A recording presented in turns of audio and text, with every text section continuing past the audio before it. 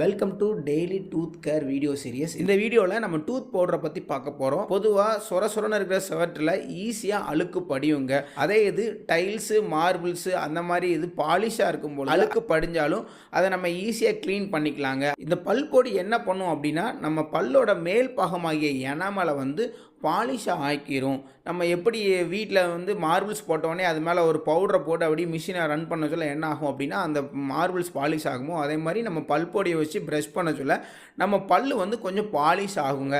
இப்படி பாலிஷ் ஆக சொல்ல அதில் இருக்கிற பிளாக்கை நம்ம ஈஸியாக க்ளீன் பண்ணவும் முடியும். பிளாக்கு படிகிறது ரொம்ப கம்மியாக இருக்குங்க.